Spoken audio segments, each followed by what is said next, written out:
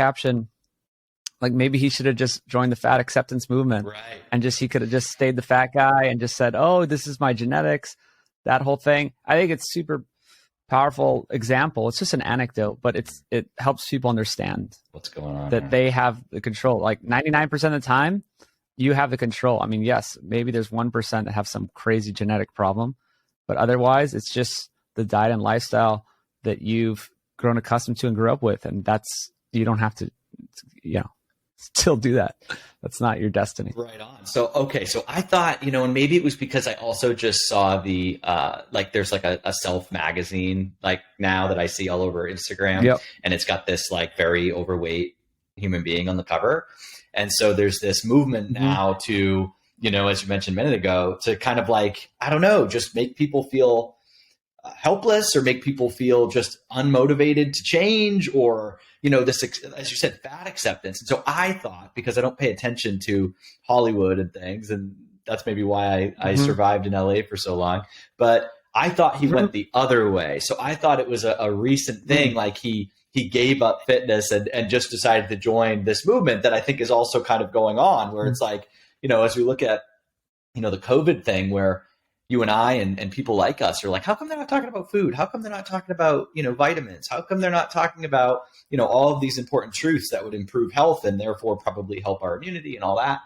And then when we see things that are, this overweight acceptance program or whatever's happening, it's like really begging the question, like, I don't think they want us healthy. I think they want us fat, sick, and unhappy, right? It's getting a little sketchy. I mean, it seems like a conspiracy theory, but now there's so much effort put into that. It seems weird. Right. So Brian, tell me a little bit about your documentary. That's it's not out yet, right? No, it's not out yet. It's been 4 years in the making. Wow. So what is the premise? What are you here to teach us? Okay. Yeah, I'll give you the whole spiel. It started with my parents. I lost both my parents when I was about 30. Wow. So that was sad. They just, did the whole normal food pyramid, living the normal American life. And they just didn't even know they had these problems, right?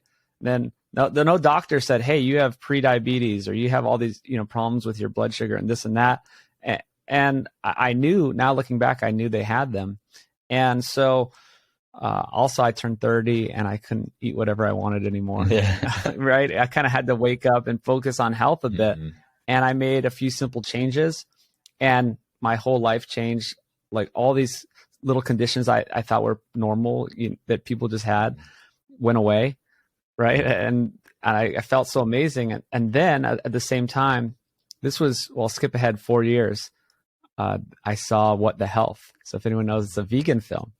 Right. And I was learning all about this other side of things, the complete opposite kind of a veganism, feeling amazing, doing all this research, I was going to different conferences, reading books. And then I saw What the Health, and it was just the opposite of that. So I thought, well, I need to make a film. I need to tell people the real story. And I don't really have a background in filmmaking per se. I grew up with it, but I found people around me who did. And so for the past 4 years, I've been on this journey to make the one film that brings everything all together and tells this whole story of how humans can thrive and what we should eat and, diet and lifestyle and all this stuff, and just get it into one film, which is an enormous task. I love the quote, I would have wrote a shorter letter, but I didn't have the time. Have you heard that one? It's so hard to get it all into one concise story with all the great visuals, studies, everything. Throw everything, including the kitchen sink, at the audience to let them know this is what's up. This is the real thing. This is not vegan. Wow. So you are actually attempting to speak to both sides, because we know we've all seen like Game Changers and how, how biased that film was. So you're looking to actually cater to both sides and raise the science and the topics of conversation and the peaks and benefits of both sides. Pretty much. I mean, all sides, 97% of the sides, 99% of the sides, because I don't think vegan is a side. That's like a 1% minority. We're talking to vegetarians, pescatarians, all kinds of people. We're talking about animal rights issues. We're talking about ethics. Oh, wow. We're talking about the war of carbs versus fat. We're talking about the war of plants versus animals. Yes, we're getting to absolutely everything and just laying it out and trying to be as unbiased as possible. Wow. And what do you think people will walk away with? So when they see the film, what is they're going to be walking out of the movie theater, like, where are they going to turn? Where do you suspect their brain is going to say, now this is the change I have to make? Wow. Well, since I've been making this film, I've talked to a lot of people.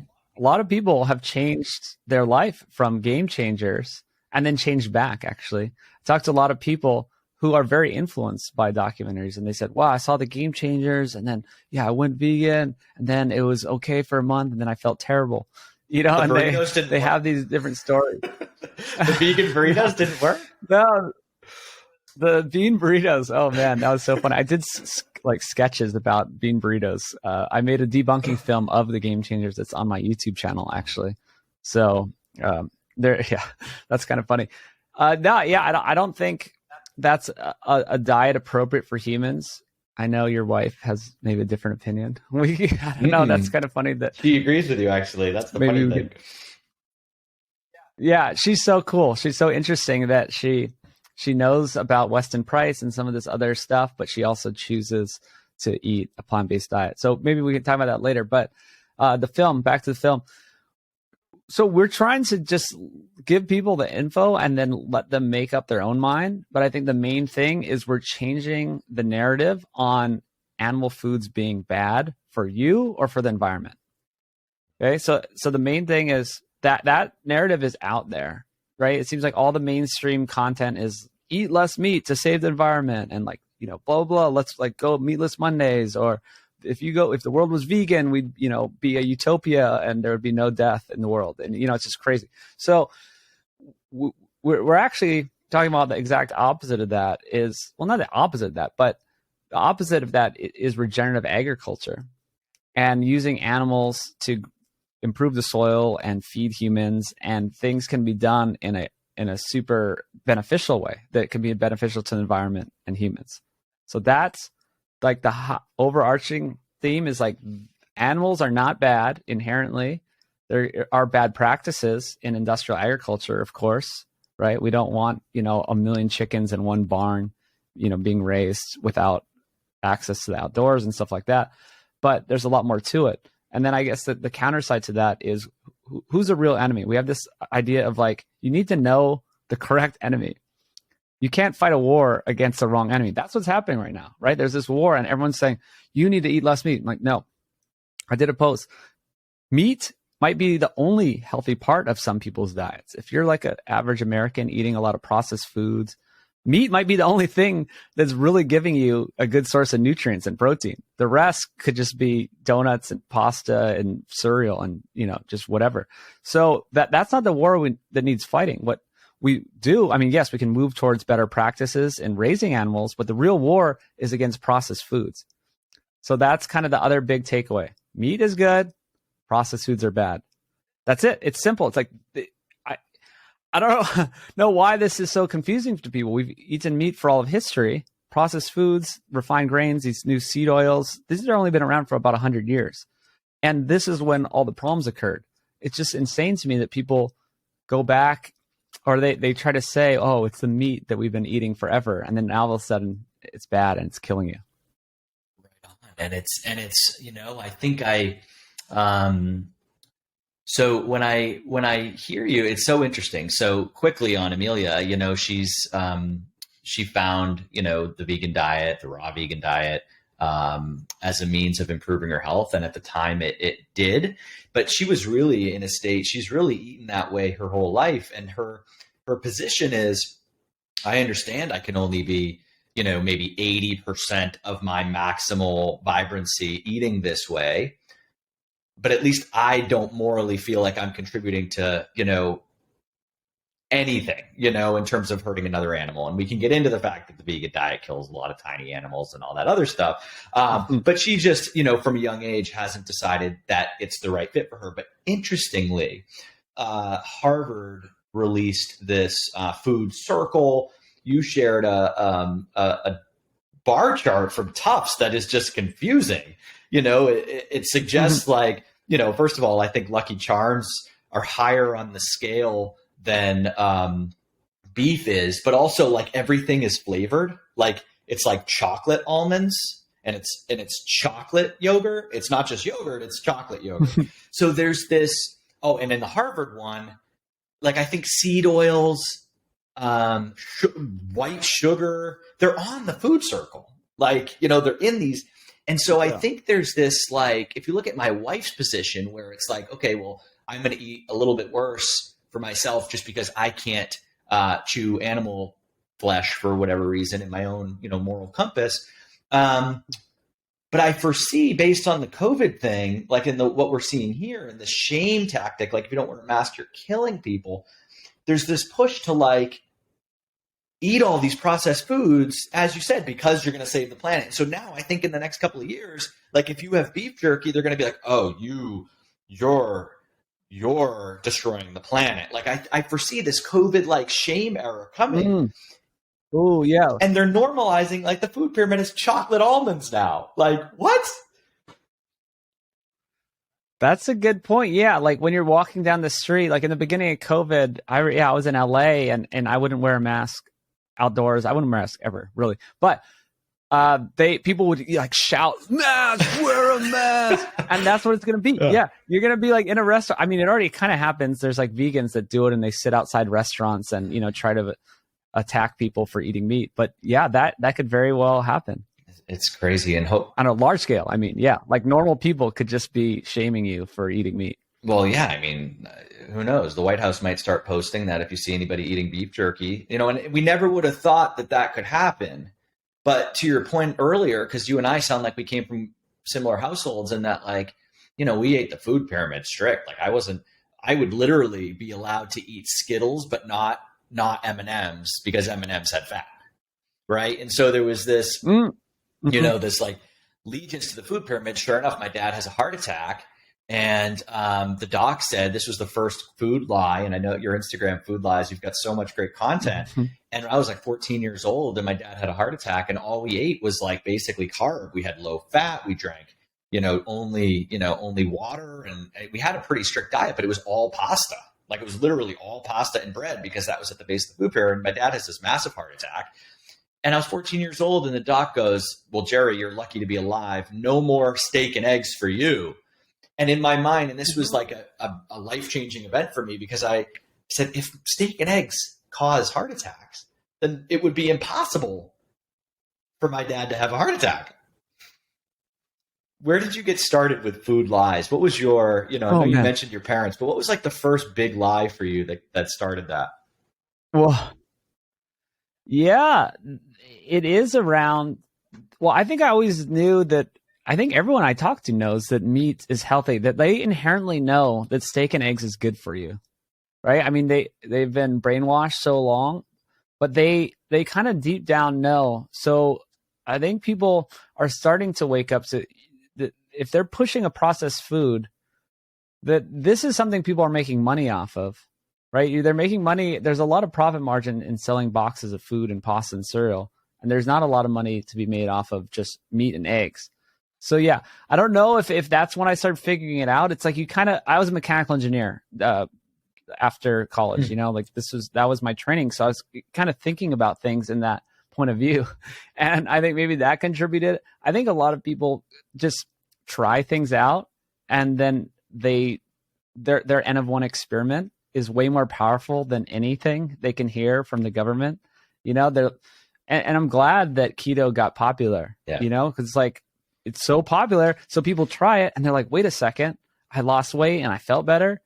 Like I thought I was supposed to eat 7 to 11 servings of grain. Like, what's that about? So it's very powerful when you can just do your own experiment. And it kind of just shows that, yeah, a lot of these institutions and the organizations that are telling you what to do don't really have your best interests in mind. So yeah, it started with questioning things. Right? You're just like, wait a second. I mean, you actually, since COVID, I've questioned a lot of things, which is a whole nother story. It's like, what's going on with, how our system works in the first place. But I think the healthcare stuff and the food stuff is really obvious to people. And it's a good place to start because people can immediately see changes in their health when they make simple changes. And they also are starting to wake up to the sick care system. It's like the average everyday person kind of understands it's not a healthcare system, right? It's just like the sick care model, and they don't really help you get better. They just give you, pills and stuff. So yeah, I don't know. I guess that's a sort of random thoughts that I threw at you, but I love it. Where do you think we would be without the internet? So I asked the question because I remember when I was in high school and like there was another wave of the Atkins diet. Like the Atkins diet kept having waves, like, like late 90s, like a few people did it, and the media, the news would immediately be like, look at these lunatics. They're having McDonald's patties and just throwing the bun away. And then I remember there was another wave when I was in high school. Where would we be? Like, would you be sitting here with me right now? Or would I be into this if it wasn't for the internet? Because before the internet, they had such a hold on us. Where would we be right now? That's a good point. Yeah. Yeah. I mean, we're very lucky. I mean, people know how important the internet is in sharing information, but I don't think they know the big ramifications. I think it was when COVID happened, when people started to realize how much was controlled and the narratives controlled. And if we didn't have the internet, we could be like in a bunker right now thinking that the air is poison and that, if we come outside, we're going to die immediately, because that's kind of what the narrative has been. And then there's, a whole group of people that you and I know that are, healthy and living life. And they're like, all right, we're good. So yeah,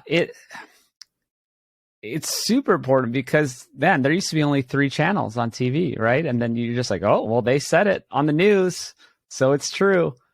Man, I don't think there would be any of these movements. I like to call it the ancestral health movement. And that is because there are different fads going, there's Atkins, there's keto, there's different things going on. But what the truth that I think behind it all is ancestral health, right? And then I think these little fads that are picked up along the way are just based on, they're just taking some of those ancestral truths and packaging it in a fun way or a new way or a whatever way.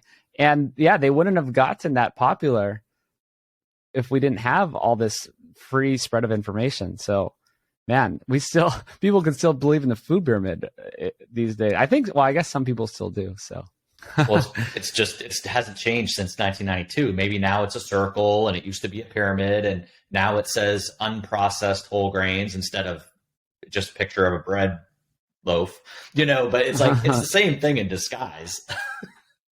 and yeah, I do laugh at that though, when there's, there's a few people out there, and I'm not going to like say that they're not doing the right thing or anything like that. But I do find it comical when someone writes a new book every year and it's like keto, and then it's about fasting, and then it's about this. And it seems like might be a diet. We might not need one guy to write 12 books on nutrition. There might be one book in line with what you're saying about the ancestral approach. Yeah. Well, that's what I think. I mean, absolutely. But I mean, we're always going to have different people writing the books. And I mean, I am trying to write that book, and it goes along with the film. But I have this concept called the Sapien Diet and Lifestyle, or Sapien in general, which is what you're saying. It's just ancestral health. It's just all the principles that make sense. And I try to make sense of all diets, right? It's like, why does a pescatarian diet work and a carnivore diet work, or even vegan? Yeah, vegan will work for a certain amount of time. I just prefer not to to endorse it. Like, vegetarian. So why can a vegetarian diet work and all meat diet? Well, these have the same principles, really, and these are ancestral principles. And we've had different populations all over the world living in all different kinds of climates with all different resources, all kinds of different things going on. but they all had the same thing in common. They were eating whole foods. They were getting animal nutrition. Like animal source nutrition is the most bioavailable and complete nutrition we can get. It has the most nutrients in the correct forms, and our body can use them. And so there's never been a vegan culture before, like a society that's done it. They always have included some animal foods, and even if it's a small amount of their calories, it's very important. And you could actually be vegan and eat a couple oysters once a week, and you could actually be okay because there's so many valuable nutrients in those oysters, huge sources of B12 and zinc and copper and iron and all kinds of stuff that you're not going to get from animal foods. So around the world throughout history, this is what I love studying, because in the beginning, I was a little bit down one path, right? I don't like being in camps. I think that, what you're talking about, even with the books, it's like you're in a camp. Oh, I'm in the keto camp. Or it's like, oh, this is the Atkins camp.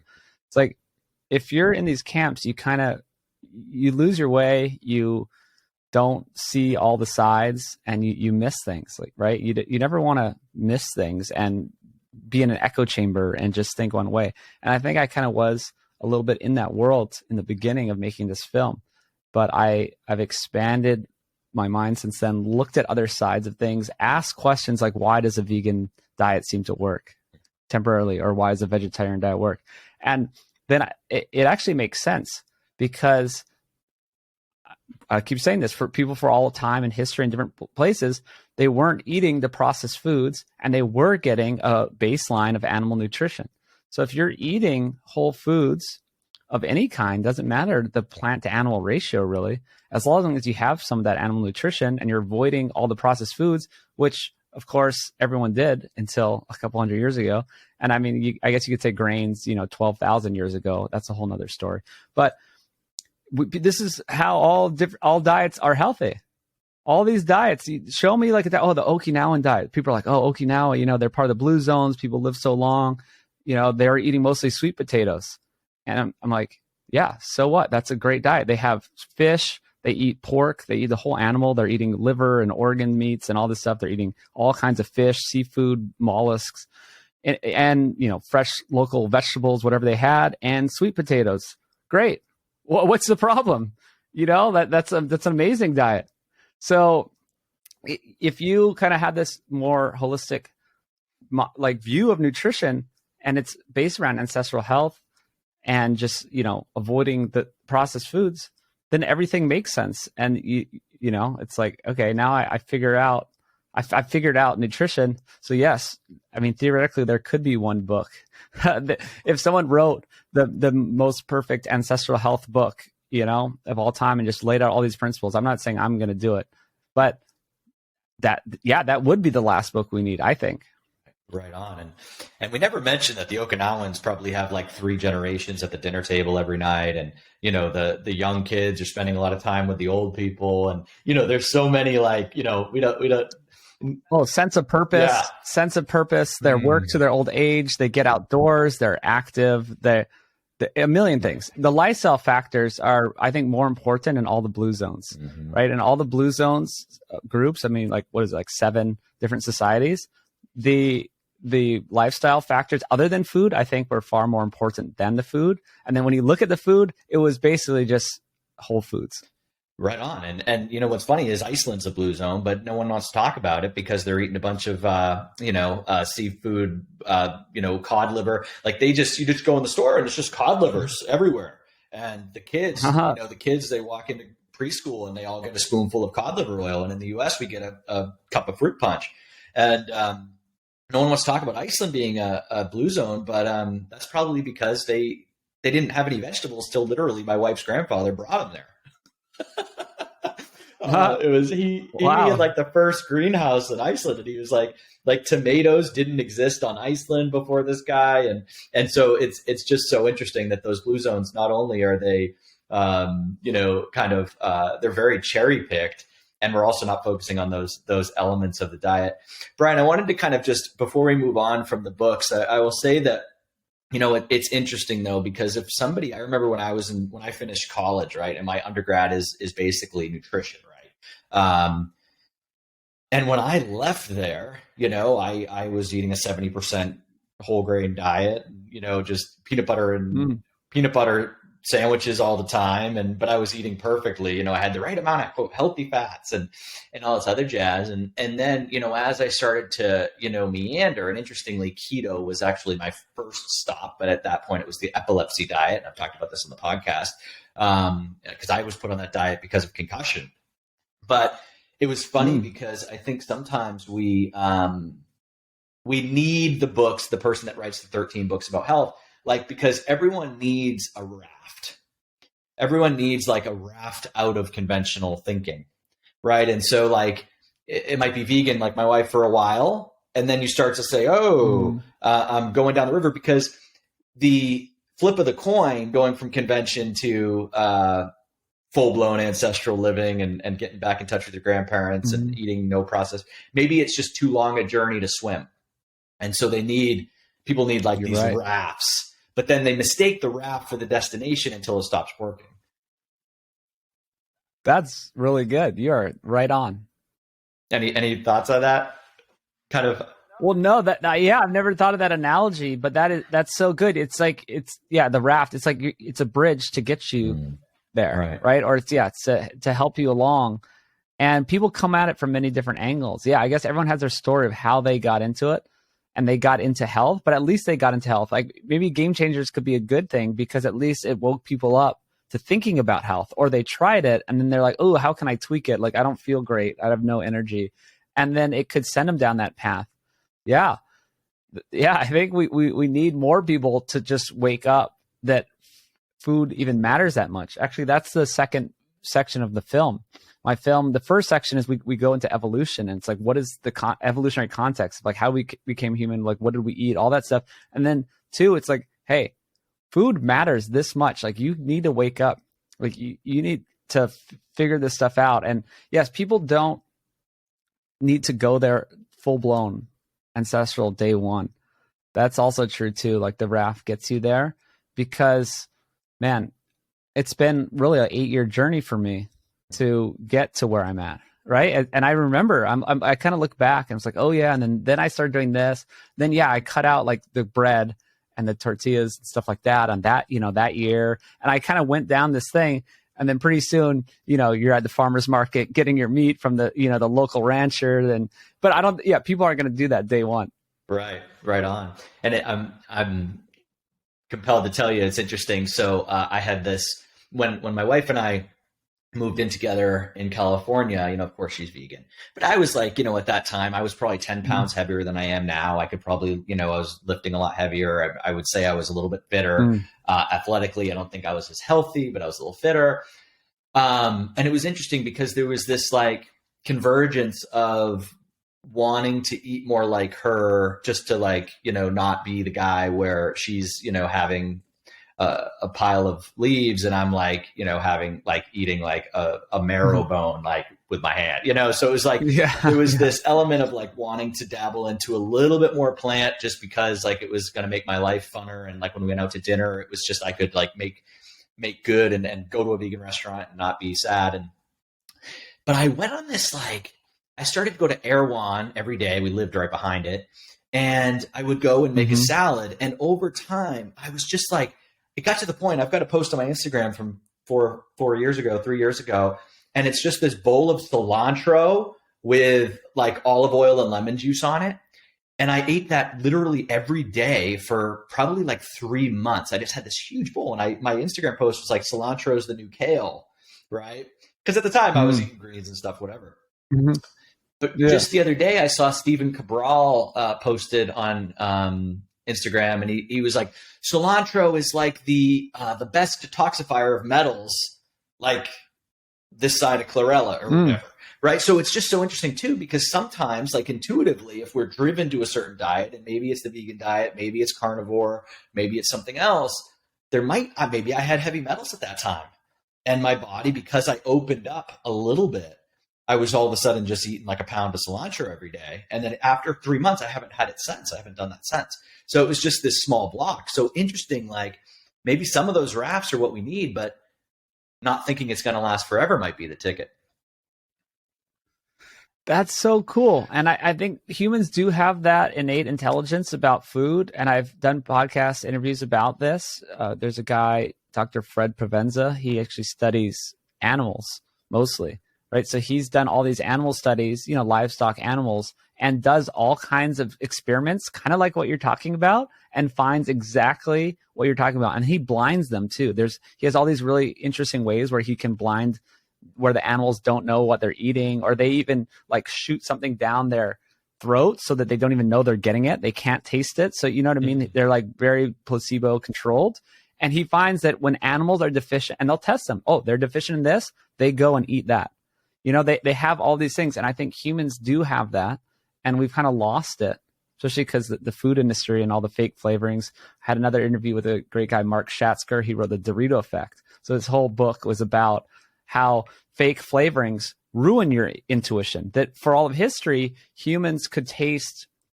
Basically, we had these instincts, like when you eat nutrients, you knew what you were getting because, and foods had way more nutrients in them. If you raised the animals properly, or you didn't have monocrop fields of, nutrient poor grains, or even spinach, for example, like has way less nutrients in it, way less magnesium in spinach these days. So when we had the real foods with the real nutrients, we knew what we wanted, we knew what we needed, and it benefited us, and we were healthy. And now we have, the Dorito as an example. It's a bunch of fake flavoring, so it tastes like you're getting a bunch of nutrients, but you're not. And so one of his theories is that that's the problem. One of the big problems. Everyone has their own theory of like why the Western world is fat and sick, and his is fake flavorings that are just ruining your intuition, so you don't know what to eat, and you're just empty. You're eating all these empty calories, thinking you're getting nutrients, but you're not. Right? You're just getting empty calories from the Doritos. So, man, you are right on with that, and I think I've done stuff like that too. Or I brought up oysters. Like oysters have tons of zinc and iron and copper and stuff like that. And when I haven't been sick since I changed my diet, it's been like 7 years. And when I think, sometimes I push it a bit too much. I push my immune system. Like I'm on a trip, I stay up late, all these things. And then I'm just drawn to oysters. And I'm just like, I need some oysters. And I just found myself eating oysters. And then I just feel better the next day. And, it has a lot of bioavailable zinc. And, I think there's something to it. It's you're just giving your body the nutrients. And yes, it does call out to you.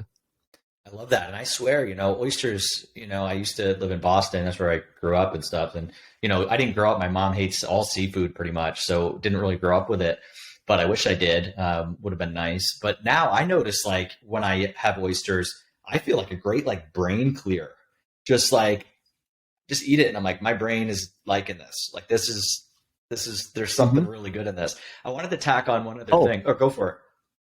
Take the ball. Oh, no. It has a lot of those brain nutrients for sure. And just real quick too, people call it aphrodisiac. Some people are like, oh, oysters, it's like an aphrodisiac. My theory is that everyone's so deficient in minerals that is the moment they eat an oyster, it's like their body's like, ooh, we can work again. Let's reproduce. We got minerals. We got vitamins. It's like taking Quinton. Yeah. It's like taking the little, have you ever used the little glass vials of Quinton? They're the best. I mean, I'll share some with you. So this is, how about this kind of convergence, right? And so the Dorito effect, I think, Pringles, same thing. I think they, you can't stop without popping or whatever the expression is. It's been a while, but you can't stop once you pop. But they're actually telling you the truth. It's sort of like it's in plain sight. Like, no, they literally engineered the food so that your body, like you said, would sense, oh, this has a lot of this in it. It really doesn't, but they knew how to with a microscope, like in a petri dish, figure out how to make your body just want more and more and more as if it's something healthy when in fact it's not. And then in addition to that, when we look at everything like Ansel Keys forward, there's this, imagine if, my experience with cilantro, like I have no idea why I'm driven to this, but I'm just crushing a pound of cilantro every day. And it's just like, I'm just letting it happen. Mm-hmm. Well, imagine if somebody has this, what if cilantro in my case was dietary fat and I was a 50-year-old man that was afraid he was going to have a heart attack. And I knew every time I had butter, like it lit me up and I felt great. Or every time I popped an oyster, I actually am horny, or whatever the effect is. But there's this like, I always say 50 years, but now what is it, like 60, 70 years of conditioning that like meat is bad, fat is bad. And so even when people like, their intuition is just screwed because they've got the GMOs and the Pringles, and then they've got ego and conditioning. They think they know best. So even when the food tries to speak to them, they're like, it's like deaf ears. That's it. Yeah, no, I see this all the time with people. And I work with some patients sometimes, not patients, I guess, clients, because I'm not a doctor, but with my doctor business partner. And people are so conflicted and they're so conditioned that they won't eat red meat or fat. And then when you give them permission to, it takes a doctor. I'm glad that Dr. Gary will tell them. Yeah. They're like, what? I can. Dr. Gary said I could eat steak. Yes, you can eat steak. I also have some interesting anecdotes. I actually interviewed a couple ex-vegans. One of them was supposed to be in Game Changers. This guy, Tim Sheaf. He was like Ninja Warrior. He was called the Vegan Prince. He was all about it. And this kind of ties a few things together. He was vegan. They put him in the film. He's like, the man, looks great, all this stuff. And then he completely dropped out because he found he had no sex drive. And so he said he had nothing was going on for, a year. And then he was compelled to eat a piece of salmon. And he said, he's like, my body came alive. It's like that night I had a wet dream. Like just dead for a year and then had a wet dream the night he ate salmon. And then he was all back in and he dropped out of the film. And they kept trying to convince him to stay in the Game Changers film. And he just said, no, you're insane. And now he went like almost carnivore for a year after that and was just crushing meat, feeling amazing. Same kind of story with this other girl that was like some big YouTube influencer, had 1 million followers, was doing all the vegan stuff, completely screwed her up all her health. And just started eating all kinds of meat, came alive. And yeah, people had these awakenings, but they were kind of trapped in the paradigms, especially if you are an influencer. Like both of these people were influencers, right? The guy was the vegan prince. Like the vegan prince can't eat meat, and so yeah, the whole society is kind of telling people to not follow their instincts. And then, but it seems like it usually does though, right? It's like people just are so compelled that they finally break free. Hopefully, if they're lucky, usually if they have some sort of like, I used to joke when I was a personal trainer, like people would come in and I got tired of like this, everyone would come in and be like, I want to lose 20 pounds. And then like only one out of every like 10 or 11 people that actually came in would actually get results. And I'm like, what the hell? I'm doing my part. I'm kicking your ass 3 days a week. Right. And so when people started coming in, I would say there's only 2 people that get results in the gym, and you can hire me or you can not hire me. I don't really care. But there's 2 people that get results. Some guy that had a heart attack recently and some woman that's getting married. But if you're not one of those 2 people, you're probably not going to lose the weight unless you like really start to buckle down and you really start to focus on what's important. And that was like my motivating speech, but it was true. It was like, unless someone had this like colossal like driver. So, the vegan prince, like if he had no sex drive for a year or more, and then all of a sudden he's like having wet dreams and stuff, like that's an awakening. Right. And same with the other girl with the vegan following or whatever on YouTube. Is like, now like ego, like we know best. And then now, of course, in the Instagram generation, we all have to be something. Like I'm supposed to be the kettlebell guy or the breathing guy. Well, what if I discovered kettlebells aren't my favorite thing in 2 years? And like Instagram forced me to be the kettlebell guy. Right. So yeah, it's interesting. And I think sometimes, I guess I'll tie this up and then throw you the ball back, is like, sometimes these rafts we jump on, like the vegan diet, it might take us far, far, far from where we're supposed to be, but at least we're off the island. Like at least we're off the, the Pringle Dorito island. Yeah. Well, that's the main, We need to get off 10 times, so the vegan that has to go carnivore, and then the carnivore says, oh, I like cucumbers, and like, comes back, and now they're actually on course. Exactly. Crazy. So where are we in relation to the Sapien diet right now? Were there like a couple of truths that run through it, besides, I'm guessing no processed foods is probably like a big, cornerstone of it, but are there a few other truths, Brian, that run through it? Kind of. It's pretty simple. That's the problem is, like you said, you have to be the kettlebell guy or the breathing guy. If I'm just a guy that's like, hey, you just need to eat whole foods that's about it, then no one cares. That's the book. Right? Like, yeah, there's no book. Yeah, it's so simple, but you need to tell people that in like 10 different ways, and then they start listening. Or I'm just like more of the slow and steady approach. Like I've had friends like Saladino, who we both know. Like I knew him before he was Paul. And then I saw him on his huge rise. Well, also he's super smart and really hardworking guy. But it's like he took his path and he got huge and he completely blew past me. You know what I mean? It's like, I don't care. I'm just doing my thing, slow and steady, and then he actually did come back around. Now he's eating all this fruit and like honey and stuff. So it's easy with this Instagram culture, to try to just go down an extreme pathway, but really it's a simple messages that like just eating whole foods. But yes, okay. So you asked about Sapien. It is a bit more complex than that. And part of the problem, I think, with just a general, like just whole foods message, and like why I don't think Whole30 is that great or a bit kind of failed or fizzled out, is because people think that you just need to be plant-based.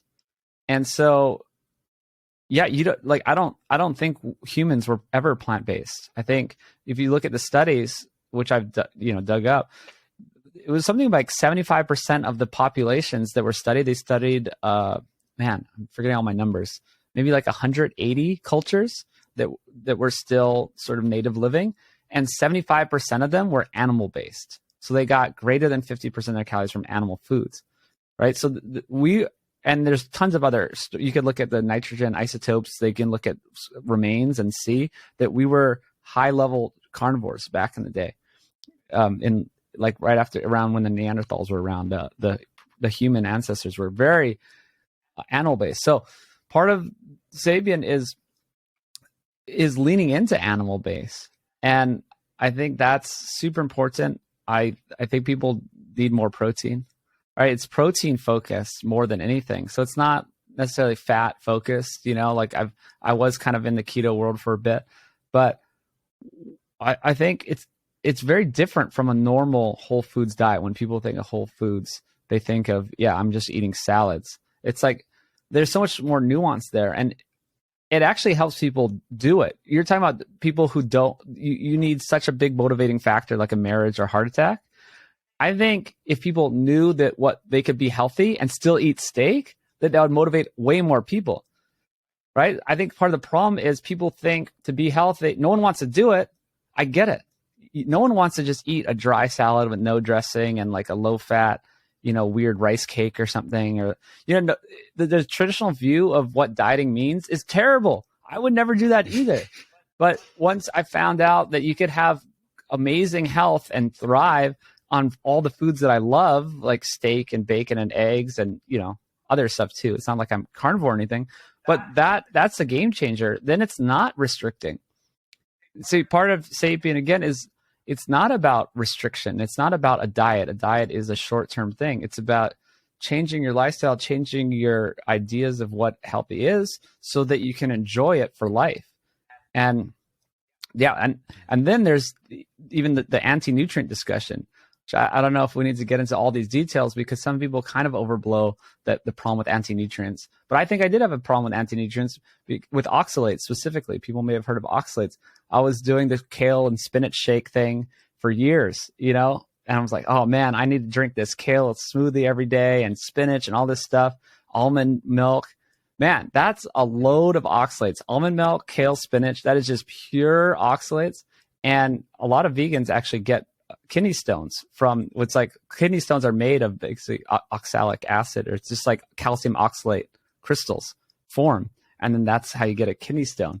And man, so I do have sort of an aversion to spinach and these like leafy greens with all the oxalates. So I guess that's one more nuance of Sapien, which is a bit, Saladino talks about this. I don't know if people are familiar with all his views, but there are certain parts of the plants that want to be protected, and plants aren't all there just for us to eat them. They're there to protect themselves and multiply. and survive. And seeds, so for one, that's why they have anti-nutrients.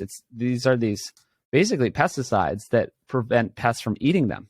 And they protect themselves. So yes, the leaves and stems and seeds and nuts are where the most anti-nutrients are, because the plant wants to protect those. And like the fruit, the flesh of the fruit, the plant wants it to be eaten, especially so you could spread the seed, but you could eat the fruit. So that's a whole nother discussion of not overdoing it on all of the nuts and seeds and grains and legumes. Like I don't, even though a lot of those are whole foods, I'm not into those. So it's very much, I found just through all these years of looking at different things, listening to different people, there is it's like a pretty specific group of foods that are really healthy, but also people can get away with some of these foods if you're eating seasonally.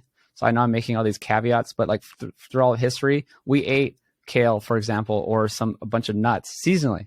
They were only around for a month or two out of the year. And so, yes, maybe we had a whole bunch of oxalates, but then we detoxified them and we're fine because we didn't eat them year round. I love that. And on that note, like real quick, I saw something somewhere that there's like this growing number of little kids with kidney issues. And it's because so many parents are giving them almond milk instead of cow's milk. And so they're getting all of these, I don't know if it's kidney stones yet, but like, kidney dysfunction, I believe it was, I'll try to find wherever I dug that up. But Brian, you raise a good point about eating seasonally, because when I've looked at some of this, you mentioned the 180 tribes or whatever the number was that still exist, and then we look at them and we see what they eat. I think a lot of times we look at what they eat, or we look at their bones, as you said, and we do all the whatever the tests are that they need to do to figure out what they ate.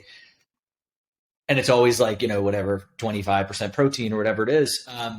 But protein might be seasonal too. So like, I think sometimes we look at a caveman bone that, was on a 25% protein diet, and we say, okay, 25% protein. That means today I need to have 128 grams of protein because that's 25%. But as you just alluded to in the plants, we might have had, during say the winter, we might have been eating pure nothing but protein for 4 months out of the year, and then not had as many, the hunts weren't always successful. There's this, what do you think about this? I've got an article on my website that I wrote a bunch of years ago called Protein Fasting. And do you think this has a place in this at all? Because from an ancestral standpoint, they didn't necessarily come home with a kill every single day. Right? That's interesting. Especially seasonal. Yeah, no, so I did go hunting. No, that's interesting. So I did go hunting with the Hadza in Africa last year. Amazing. And saw how they operate. And yeah, they are very focused on acquiring meat. But yes, there could have been times when they didn't get it. Yeah, I think any sort of just mixing it up is always good. And that, doing the same thing every day is probably not good. I don't think that's what happened throughout history. Especially if it's a kale smoothie with almond milk. Oh, gosh. Yeah. Yeah. And yeah, I think that's fine. I mean, I think even just fasting. I mean, protein fasting is just, you could just fast. Yeah. And just like not eat anything, which would be a protein fast. And I think that could be good. I think you need to like shake things up and have like kind of like a reset sometimes. And maybe that's fine. Yeah. Maybe that's why vegan diets, like people do feel, they're like, oh man, I feel so great for the week or the month. Because maybe you did need some sort of break from what you're doing before. And then, but then go back, or like hopefully make better changes and have a better diet when you go back. Right on, man. I think it's just so interesting. And I love this, eating seasonally, I think is just so important, especially now, like since we've moved here, it's, obviously it's snowing right now in Texas for some reason, but, you're in Texas too. You're north of me though, right? You're in Dallas. I'm in Austin. You're in Austin too? I can't believe I'm in Austin. I woke up and there's just snow on the ground. Yeah. It's insane. I knew we decided to do the podcast because we kept going to the same parties. And, but for some reason I was thinking you were from Dallas and you just kept coming down to Austin, but you're based here. I'm here. Amazing. I'm here. So we've got it good because there's so many amazing ranchers and there's so many great places to get some of these nutrient dense foods here. But, sometimes people, don't have, it's funny. So let me let me back up a little bit. I was visited a farm like last week, and this guy used to be like the organic certifier of, you know, a lot of Texas, and maybe it was the Southeast or something. But he was saying, like, and you mentioned earlier about like the chickens that, you know, aren't in the cage and there's not 6,000 of them in a dark room. He was saying he would literally go to farms that would claim that they were beyond organic. And he would walk in and they would say, like, our chickens have never been in cages. They've, you know, never been packed into, you know, these and this and this. And he would look and they would literally be feeding them dog food. And so he was saying that just this, there's so many issues, even with like certifying organic, like the dog food's organic and the chickens don't have cages. But he would say, like, these chickens are going to start barking. You know, you know, so there's this, have you uncovered anything in your journey about like ways of like shortcutting through some of this? And so that, you know, an egg that doesn't belong in that box is in that box and it's ringing up as the organic free range, what you're expecting it to be. Have you run into any shortcuts that people are taking? Because there's money to be made. Yeah, that's a hard one.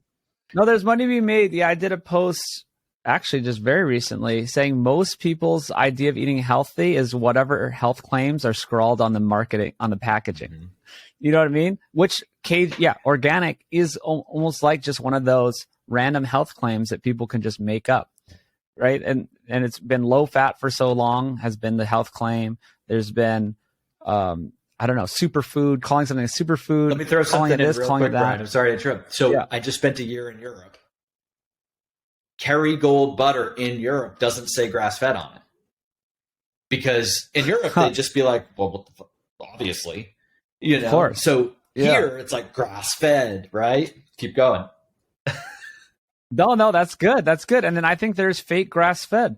And I've heard a bit about this. Like, you go to Costco, you can get a stack of grass-fed burger patties in the freezer, and they're like $1 more than the other ones or something. I'm like, wait, I don't know if this is grass-fed, you know? And then I looked into it a little more, not saying the specific, you know, brand at Costco, but in general, you can use like these little pellets, and you could like feed cows in a feedlot using these little like kind of compressed grass, quote, pellets, and then call it grass-fed. Or, well, all cows spend the first 2/3 of their life on grass anyway, right? Then most of them just go to the feedlot, but then you could say, oh, it's grass-fed. Yeah, they were grass-fed, right? For, you know, a certain amount of time.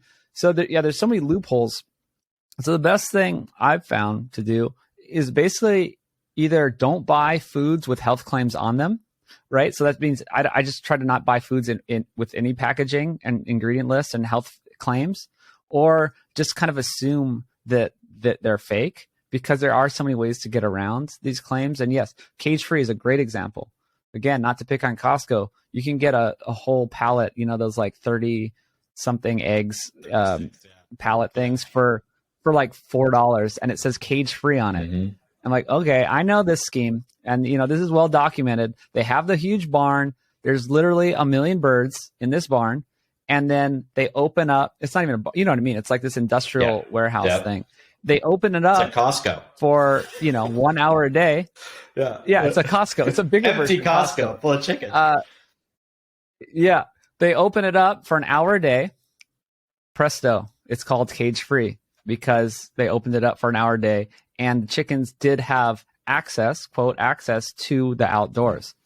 That's seriously how you can claim cage-free. If they have access, and I think it may only be, I don't even know if it's consistent access. It could just be intermittent access to the outdoors. So I don't know if people want to hear this answer, but you got to go do some legwork on your own. You got to just connect with your local ranchers, local farmers, you know, and that's what the journey I was talking about. Maybe that's not going to happen day one, but every city I know of has a farmer's market. You're either in a city and there's farmers markets, or you're out of the city and you're near farms. So there's not a big excuse. I mean, I was in LA.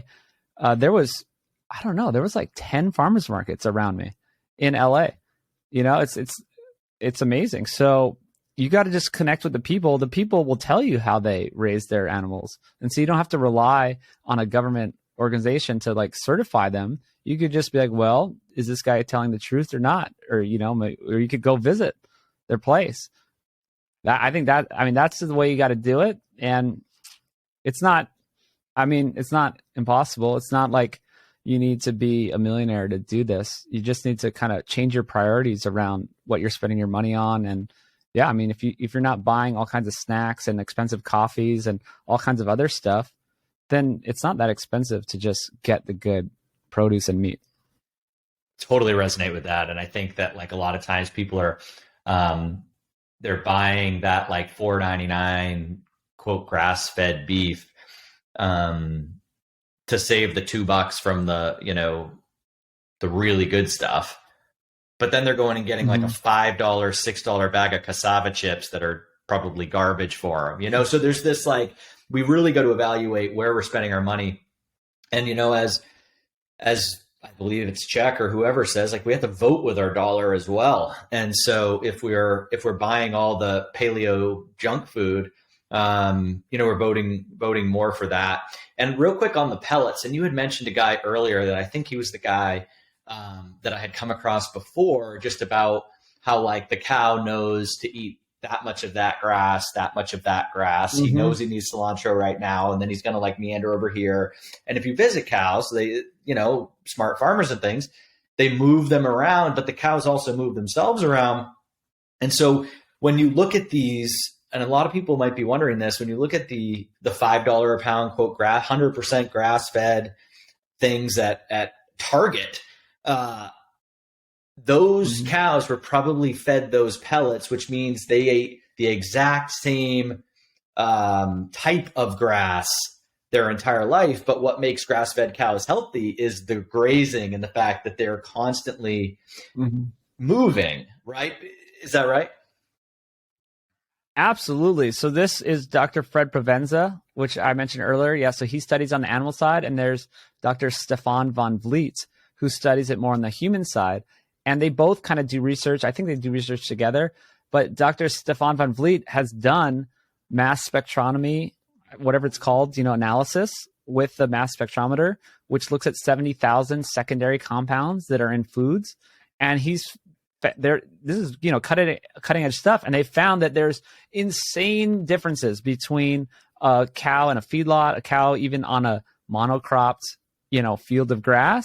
Just like if they're just, equivalent to just getting pellets, the same type of grass, and animals, I should, you know, it's not all cow, it's cow means female cow, but cattle on diversified lands that are foraging and grazing and eating, you know, dozens and maybe even hundreds of varieties of things. And it's wildly different. So now they're doing further studies to even see how that can affect human health. Because it's really hard because they know it's different, right? And they know it's better, but they don't know how that improves human health yet, right? That's a pretty hard study to do. But that's kind of the next level would be, and assumably it would, right? I think that's how we always ate, is we ate animals that ate a highly diverse diet so that they were super healthy and they got all the nutrients. This actually goes to a little phytonutrient sidebar. People think all these phytonutrients and antioxidants in plant foods are so good. And yeah, they are good. But this is a theory I had when I was talking to Stefan van Vliet and Fred Provenza when I was doing the podcast with them. I was like, oh my God, this is it. Since our diet is so deplete of these, we eat all the meat is just factory farmed, and we're eating all the processed food, that we do need all these antioxidants and phytonutrients, because we just need to counteract all the bad stuff we're doing. And so that in the past, a lot of people don't know, we didn't have fields of spinach and kale and, you know, quinoa and all these superfoods. We didn't have that. We just had, you know, some tubers and like a few berries and a bunch of meat. So it's like, but the meat, this is my point here, is the meat was eating the diversified diet. Like everything we shot a deer. The deer was eating like 50 different species of foods, and it had all the phytonutrients in the meat for us, right? So the meat, the animal foods collect all the phytonutrients, and we got all those benefits. So now all our meat basically doesn't have those anymore. So then when people do start eating all the cilantro and stuff, which is fine and good, but then that's why we think they're such superfoods, is they're giving us all these things that we're not getting in the meat that we used to eat. Wow. Jeez. Yeah. Yeah, no, right on. I think that makes total sense. And the interesting, funny little thing there is that there's probably a fairly good chance that when the cow eats the cilantro and it goes through the cow's like 12 stomachs or whatever the hell number it is, Yeah. and then like the one thing from the cilantro that humans need ends up in the meat, there's a good chance that that's actually the express train to what we need. And so us eating it is actually silly because we might be getting the thing we need, but a bunch of shit we don't need, and a bunch of stuff that's, there might be. Well, maybe no, that's super interesting. Yeah, because okay, so animals give us, they upcycle nutrition, right? And so yes, they take all of these nutrients and they concentrate them into their fat and their meat and give them to us. But then for all of history, we have had plants more. I think plants are more medicinal as medicine or medicinal, right? We use them, or it was more like herbs, like we had them on the side. And this is what I saw in Africa with these different tribes. Like they butchered a whole goat, they put we ate the goat, they put all the innards and this and that and all the rest of it into a pot and boiled it. And then they put like certain herbs in it. They had a few herbs, right? So that's what it was. So it was like, we just ate all meat, but then we had these herbs. And yeah, I think there are super specific things that are super beneficial in plants, but I don't think it's like this view we have now of you go into the Whole Foods market and there's like 1,000 different colors and everything's shipped in from around the world. That's not what happened back in the day. It's just not possible. Right. And isn't rosemary like that? Like it's the one thing that we admit, like culinary doses are helpful and if you exceed it, it's not so good anymore. Do you know anything about that? I think there's something. I don't know. Yeah, it sounds right. Yeah. There's something in rosemary that like, people that know what they're talking about are like culinary doses are good for the brain and they're good for this and that. But for some reason, but every vegetable is probably like that, right? Just like your oxalate smoothie. I think so. Yeah. So here's a lightning round question for you, Brian. So when I go to the farmer's market, I've got there was this one woman that I talked to last time and I could tell she was a great person. I could tell she loved her cattle. I could tell that she was amazing and great, but her cows were at least partially grain fed or grain finished because, well, she likes selling delicious meat. And some people believe that, when it's finished with grain or it eats grain its whole life, like it's got a little bit more fat, a little more marble, like whatever.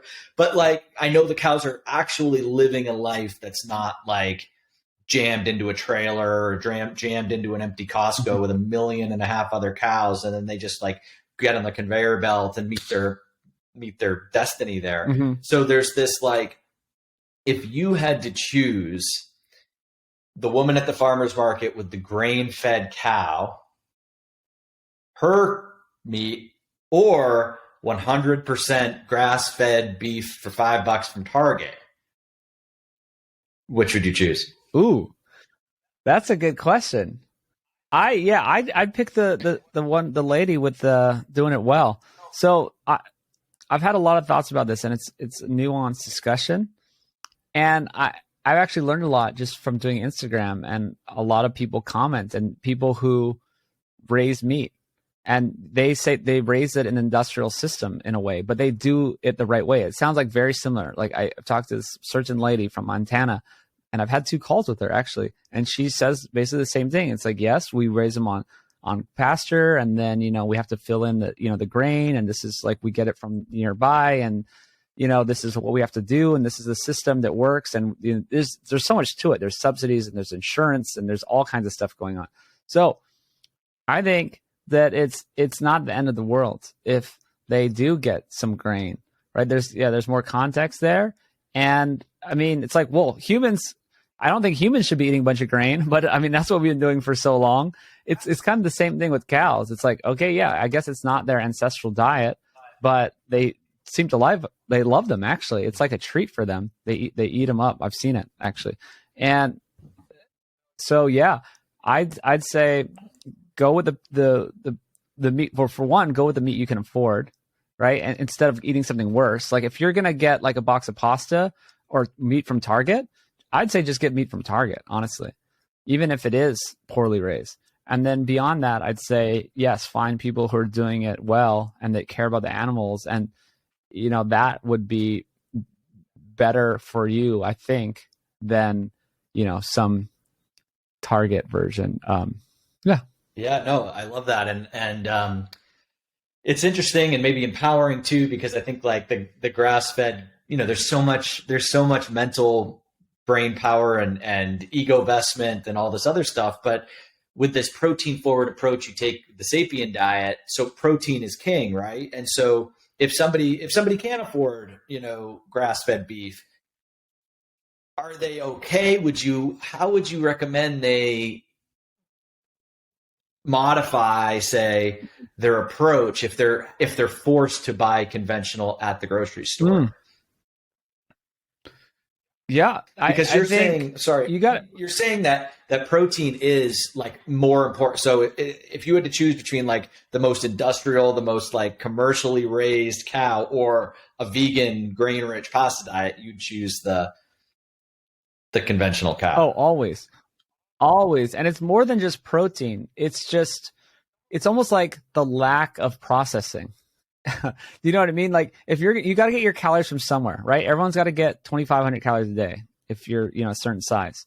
And so it's more than yes, I am very protein forward. And I think everyone needs protein, but it's like, how can we get the most processed foods out of someone's diet? So if someone doesn't have a lot of money, they might have to fill up their cart with the boxes of pasta and all that type of stuff because they need the calories. But I'm saying push out as many of those calories with any kind of animal protein or fat or whole food carbs as you can.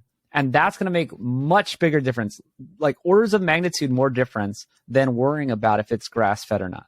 That is my working thesis based on hundreds of interviews I've done over the years, all this, all the information I've gotten together, that what's going to move the needle is someone going to Target, getting a box of eggs for like $2.99 and a thing of ground beef for $3.99 instead of all the other processed foods that they would be eating. Huge benefit. Cheapest eggs. I did a post that an egg from Walmart has more nutrition than any plant food on the planet. I stand by that. An egg from Walmart has better nutrition than any plant food on the planet. It's more bioavailable. It's better. Everything about it is better. And it's not supposed to be like an anti-plant post. It's just supposed to show you the power of that. Even if it is not in ideal condition, like an egg is great nutrition and it's going to give you what you need far better than any, other sorts of food, especially a processed food. So absolutely move the needle with what matters. And that's switching to, whole foods and animal source foods. I love that. And a comical story I'm like embarrassed to share, but I used to work with high school athletes, and high school athletes are, they eat a lot of food, and 2,500 is like, that's just breakfast, with some of these guys. And and so I used to suggest, because I knew they would go to McDonald's, especially in the morning, like before school, because, the high school that my gym was near, there was a McDonald's like right next to the school, which they obviously did on purpose. But I used to say, when you go to McDonald's, get the egg McMuffin, get like 4 or 5 egg McMuffins and just eat as little of the bread as possible. Because at least it's a real egg. I don't know if it still is. Yeah. That was like 2005, but no, I think it still is. At least it's an egg. Yeah, no, I think that. Yeah. I like that. Yeah, like egg. Yeah, I mean, and the beef too. I mean, McDonald's. Everyone like hates on beef, but I mean, they say it's 100% beef. I mean, you can't lie. Like McDonald's, it's way too big. They'd be sued for billions of dollars if they lied about their beef. I'm not saying it's the best beef, but it is beef. You know what I mean? If they claim 100% beef, a corporation that big would never claim it if it wasn't true. So yes, they have real eggs and they have real beef. And I think that is a good tip for high school athletes. Well, hey, I got to tack this on, having just spent again a year in Europe. And, Europe's funny because their food is way better than ours. So this is my wife talking, but in Europe, where she's from, food is decent. Buy whatever cheese you want, buy whatever eggs you want, buy whatever meat you want. There's there's the floor of quality is the floor and the ceiling are not very far apart. In the US, the floor is so low that the other extreme has to exist. So in Europe, you can't find like amazing eggs. My wife's brother was just here for a couple of weeks and he just ate like 10 eggs a day because he was like, can't get eggs like this in Europe. Interesting. Now, why I'm sharing this is, drum roll, this is disgusting. In Europe, there's a rule that McDonald's and the rest, there can only be one cow's DNA in a burger. In the US, that is not a law, and the number is disgusting. So it's 100% beef, but it's sort of like they took, just like they do with milk in the commercial, there's milk from 6,000 cows, which is why they have to heat and boil and pasteurize and homogenize, because like they'll never be able to trace back which cow was the sick one because there's 5,000 cows milk in this chamber, right? And so McDonald's is doing the same thing. So even though it's 100% beef, it's still pretty disgusting in the US. In Europe, it's really crazy. And Food Babe, you're there, Food Lies, and then there's Food Babe, and Food Babe is always doing like, how come Europe is like this, and how come America is like this? Europe's floors and ceilings are not very far apart, and there's way more of these laws. I mean, and then like BPA has been illegal since the beginning of time in Europe, and here, it was like, last year it finally went away. So interesting tidbit for you. What do you think about a burger with 100 DNA strands in it? Oh yeah. I mean, yeah, I'm not about that. I mean, whenever you have like meat that cheap, there's the corners cut. There's always going to be a downside, right? When we're talking about meat on that scale, then yes, McDonald's probably uses just the bargain basement, right? A farmer or a rancher always has like their good cows or the bad cows. And I'm not down with that, where there could be some stuff going on and corners cut. But hypothetically, someone could improve their health with quote 100% beef over the bun and the fries. Yeah, and there's a guy, Dr. Eric Westman, that is in North Carolina or somewhere where there isn't a bunch of money. Maybe it's like South Carolina or West Virginia. Maybe it's West Virginia. West Virginia is a pretty poor state. Yes, he's in West Virginia, and he's helped people on food stamps completely reverse their diabetes, type 2 diabetes, lose hundreds of pounds on just McDonald's patties and stuff like that. So yeah, it's possible. And those food deserts are scary. I didn't think that hearing that was as true. You don't realize until you go to one of these grocery stores. I've been in the middle of nowhere, West Virginia, a couple of times. And I went into a grocery store, and the healthiest thing I decided I could find was a bag of peanuts. Right. It was crazy. It was crazy. I was like, wow, this is insane. So because we've had this conversation, we've talked about grain-fed cows and McDonald's and Walmart eggs. We have to say, people are probably thinking about PUFAs now, because I know we see posts on Instagram where it's like a Walmart egg is much higher in PUFAs and these fats that are, not very good for us. And so for somebody that might be scratching their head or wondering about where we stand on PUFAs, because we're talking about this stuff, what would you share with them? Yeah, absolutely. I think, PUFAs are a problem. And I mean, actually, my company's Nose to Tail, and we raise pork and chicken with low PUFA. We put them on a special diet, so they're not eating any of the corn or soy or any other high PUFA foods. And it's just a very natural diet that's very low in PUFA, so that we can have less PUFA in the meat. I think the seed oils are the worst part, right? That's where you're really getting the load of the omega-6, especially, right? This is the linoleic acid. This is the polyunsaturated fatty acids that are much more unstable, especially when heated, and so they oxidize a lot more, and it's really bad for you. I mean, that's the leading theory that I've seen that's pretty well received around me, and probably people is that this might be the biggest reason for the health decline in the last, say, 70 years. So, we're talking about kind of like 1950. That's when you mentioned the Ansel Keys stuff started happening and the anti-saturated fat movement. And since then, it's the polyunsaturated fats have been pushed. And we'll start earlier with Crisco, and around 1917, I think it was kind of invented, and they pushed all these, trans fats. It was even worse. They had these margarines and trans fats and all this stuff. So yes, the quick version is I think that might be our biggest problem, because that's what's changed the most in our diets. If you look at, healthy populations in the past and our current day, it's like, yeah, I mean, we always had carbs, right? Like I'm not like an anti-carb person. I'm an anti like refined grains soaked in glyphosate person. I'm an anti-refined carbohydrates or refined sugar or refined oils, right? And the refined oils are the seed oils, the vegetable oil, and these have the super high PUFAs and oxidize easily. And I think, yeah, mess up people's metabolism and all that type of stuff. So even though we're saying, or I'm saying, Walmart egg is better than, a box of pasta, I'm not saying that that's the ideal thing to do. And that, yes, you always want to look for the highest quality food that you can afford. And that, if you, that egg would have higher PUFA, because it's just raised on this terrible diet.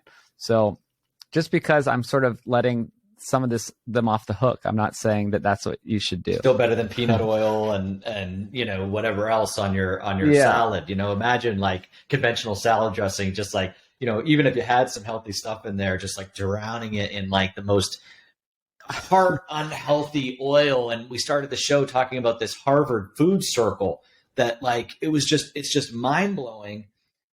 They've gone out of their way because Harvard doesn't like coconut oil. They've just got a thing. Like a bunch of years ago, there was a woman from Harvard that said it's pure poison, and it was everywhere immediately. And it was like right as like people like my mom were like starting to get on the wagon, like, all right, I'll dip a toe in the saturated fat.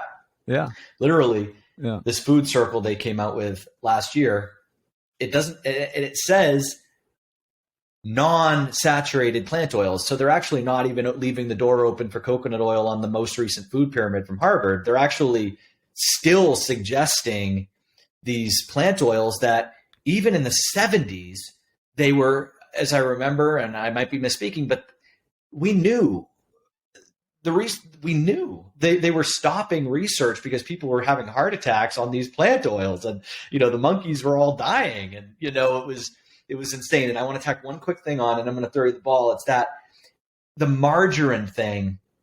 The funny thing about that is that way back, I can't remember the woman's name. I posted it on Instagram a couple of months ago. This woman, like it was like 1930, released this like really great food recommendation.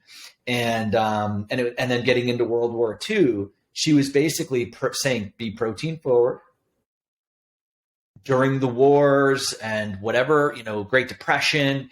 She was saying beans and increase beans and dairy, milk as much as you can if you don't have meat in your diet, right? But it literally says in her pamphlet from 1930 something, as soon as you can get meat, reduce beans, reduce milk and whatever else she was using as a compensatory food.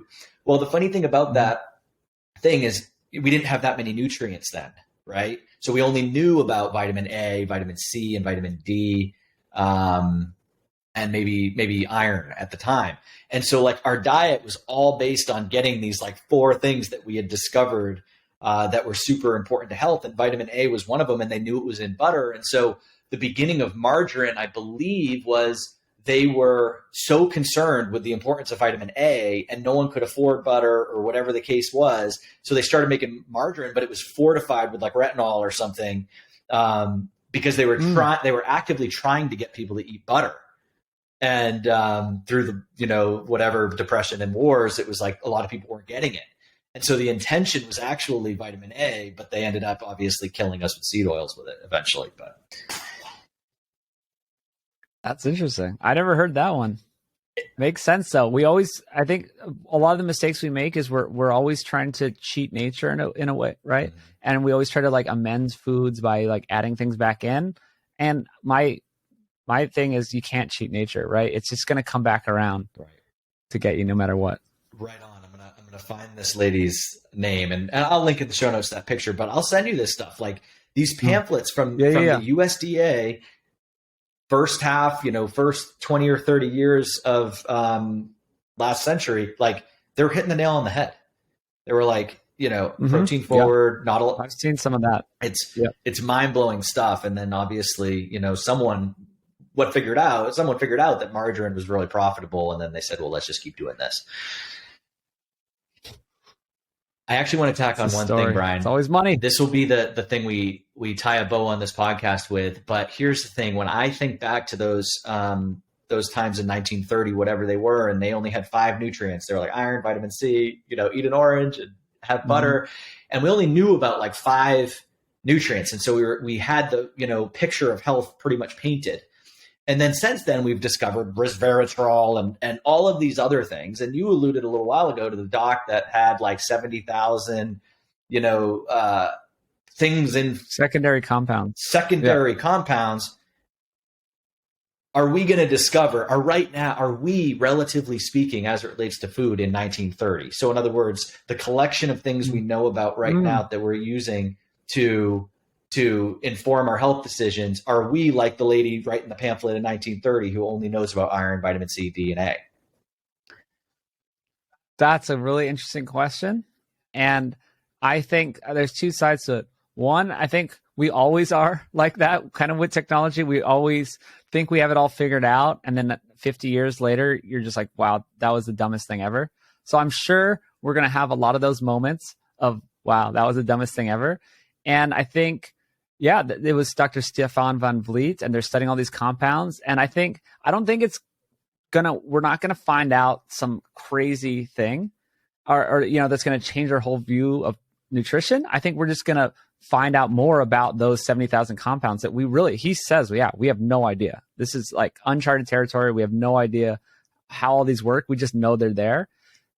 But what I'll say is it's not going to change our view that much, because there is the mainstream view. It won't change the mainstream. I mean, it will change the mainstream view, because I think the mainstream view is wrong. What I'm going to go back to ancestral health is I don't think we're going to find out, oh man, we're so wrong. We need to be eating this, and we're going to make this thing in the lab, and this is how we're going to have ultimate health, and there's going to be vitamin X and Z, and this is everything, and we're going to do that. No, I think you can't go beyond nature. This is back to, you can't cheat nature. All living things thrive on how they evolved and how they came to be because of that. This is like, you can't do better. It's like a lion eats zebras and a zebra eats grass. There's no way that we find like a better grass for a zebra. That's just how it works. And this is actually why animals don't do well in captivity. It's like, we don't know well, they're not living their ancestral life. They're not living how they're supposed to. You can't. So once they start mimicking how lions were raised more, or pandas, then the pandas actually mate. You know what I mean? It's like, we couldn't mate the pandas. It's like, they're not eating the right foods. You're trying to give them like the processed version of foods. You need to let the panda live like he's supposed to, and then he will mate. So I don't think you can do better than nature. It doesn't make any sense that you can outdo how humans or any other animals evolved, because that's why we're here, is because we had all these steps and we ate and lived a certain way. So what I'm trying to say is, if our view of nutrition fits the ancestral principles, then I think that will stand 1,000 years later, right? That like, we can find out more about, vitamin X and Z, but it's not gonna be like, okay, humans shouldn't eat meat and eggs and, potatoes. It's always going to be meat and eggs and potatoes and some fruit. I mean, it's just like how we lived, how we evolved. So that's my answer. I love it, Brian. Thank you. I just want to know how long it's going to take for Carnivore MD to eat cilantro and be like, here's why. I think eventually he's going to get like, there's going to be, maybe it's going to be, I don't think it's going to be spinach or collard or anything like that, but I think it's going to be either. No, I think it's going to be an herb. It's going to be an herb. I like that. It's going to be cilantro. Yeah, and I think he should. I was telling him this 4 years ago when I knew him back then, and I was onto him about fermented vegetables too, and I was onto him about some of this stuff, and yeah, I think he will come around, as long as it's ancestrally appropriate though, right? So he's into the fruit and honey. Well, the fruit and honey is ancestrally appropriate. I mean, maybe we wouldn't have it all the time and like super sugary like versions of it, but it fits. Amazing. Brian, thank you so much, brother. This was a pleasure. Just such a fun show. It was really fun sharing this time with you. So thank you so much for for coming on. Where can people find you? Tell us all about where they can find the documentary, your social media, your diets. What are the links? Where are the handles? Yeah. Oh man, Food Lies. Just search anywhere for Food Lies and I should be there. Instagram, Twitter, YouTube. I have YouTube stuff, Facebook. I post everywhere. And man, just find me there and find Nose to Tail too. I mean, we were talking about all this stuff, like what's the better way to do it? It's funny because people, like, I have a grass-fed regenerative, like grass-fed, like the best way you can raise meat. Yet half this episode, I've been telling people they can shop at Walmart. So it's kind of going against my interest to do that. I see most people in the different marketing worlds out there. They're like, you have to get only the best meat. And guess what? I have the best meat, or you have to get this. And guess what? I have this. So I try not to do that. But if you do want it, it's nosetotale.org. Amazing. Thank you for that. And you've got some really unique products. I think I just got hit with an Instagram post about like some new liver jerky you might have or something like that. Oh, yeah. Just like we're creative ways to get organs in particular. It's just amazing. Exactly right. And I brought to the meetup. We met for a second time at a meetup here in Austin, meet as in MEAT, a meetup. And I brought my primal ground beef and it has kidney, heart, liver, and spleen mixed in. So it's like a burger patty. I don't know if you got to try it. It might've been gone by the time you got there, but it was, I don't know. I think it's amazing. I have so much of it in my freezer. You just cook up burger patties and it's got all the organ meats in it. Wow. What's your ratio of, is it 50% organs or is it? Oh, it's 30. Oh, no, it's 25% now. So it's 25%. Yeah. So you don't want to get too many organs. I mean, you could probably have a problem if you're just, yeah. Yeah. And it's got to taste good. So